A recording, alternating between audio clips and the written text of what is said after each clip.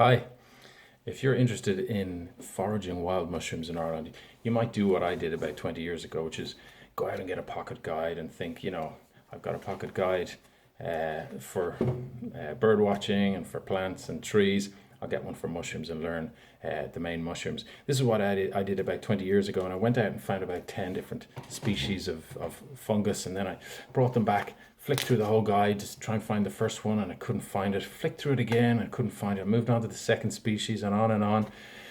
Went through about 8 to 10 species and realized it was impossible to ID them, and that's one of the things you start to realize as you learn more about mushrooms. A small little hand pocket guide can be absolutely impossible to use for definitively IDing mushrooms, and that's because you often need numerous pictures of the mushroom, either in different stages or the underside and the cap. Um, that's why I recommend a website called firstnature.com, which has multiple pictures on it. It's a great way to verify your IDs if you're starting out. There are a few mushrooms, if you want to forage in Ireland, that you could technically ID definitively just using online websites like First Nature or the Wild Food UK website. You can safely ID and consume chanterelles, the chanterelle family, the hedgehog family, and jelly ear mushrooms. There might be some others like puffballs and field mushrooms and boletes, which are also safe families. But if you want to really start IDing mushrooms and consuming and IDing definitively, you really need a proper guide. The best English speaking guide is called Fungi of Temperate Europe, and it's an excellent, incredibly visually stimulating and an excellent guide. It sort of combines the latest technology and camera work with mycology, and it's excellent. But it retails about around €100. That's just one of the volumes. It's a 2 volume piece.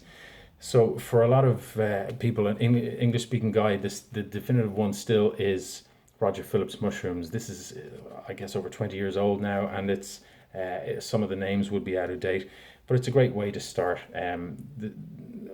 After I picked my first few mushrooms and was so put off by the difficulty of IDing them with a pocket guide, I moved on to this one about 3 years later when I had the money to buy it. And I did the same thing. I pick a mushroom and then I go through the entire guide looking to ID it. It took a long time, and the advent of social media and Facebook groups has really helped to confirm your ID.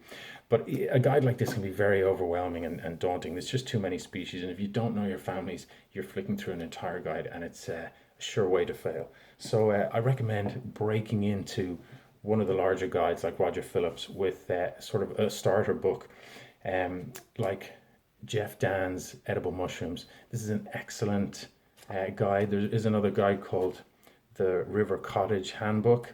I like Jeff Dan's guide, his visual index of the separate families, and then I also really enjoyed the write-up of each family species. So at the beginning of each family group, there is a write-up on the characteristics within the family, and this can be really helpful because a lot of the characteristics can run through the entire group. So russulas have a stem like a piece of chalk, and gills that often have no forking on them, and multicolored caps, reds and yellows and purples.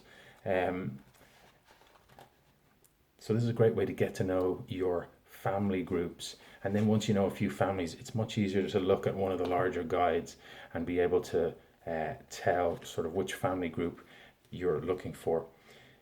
To start off with, the main edibles, the chanterelle family, the hedgehog family, puffballs, the bolete family are some of the safer families to begin with.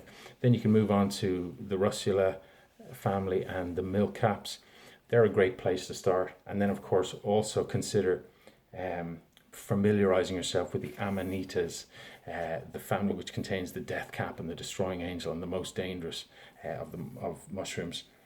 Um, some of the mushroom families like Cortinarius or the web caps or the others like Tricholoma or Entoloma. Some of those families have mushrooms which are really difficult to ID. Some are even impossible to ID with a microscope. So setting reasonable expectations will really help you to have an enjoyable experience.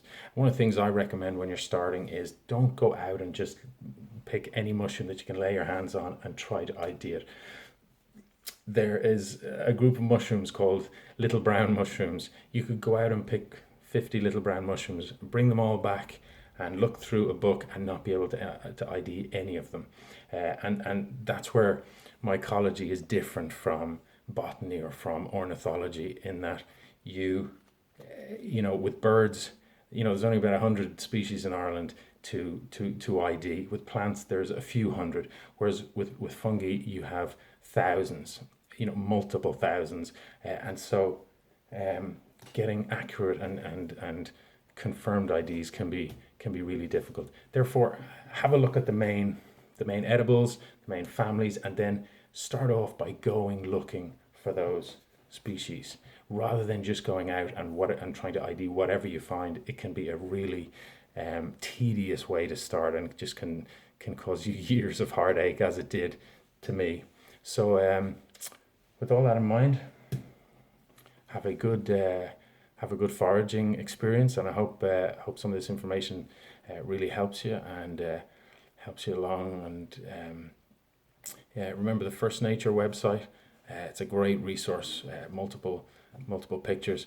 Remember that fungi are a dangerous group. Nicholas Evans in Scotland lost his kidneys and needed a kidney replacement because of a web cap that he ate. So it's a serious group. If you're going out IDing something, you need to be able to ID it absolutely, definitively, and with certainty. And therefore, the Facebook groups, really help. But you need to have a good guide, get good at using it yourself, and it's a fun hobby if you set yourself a realistic expectation with a few years and a few seasons. Once you put a few seasons under your belt with a bit of study, it becomes much easier to navigate the different family groups. So all the best, enjoy.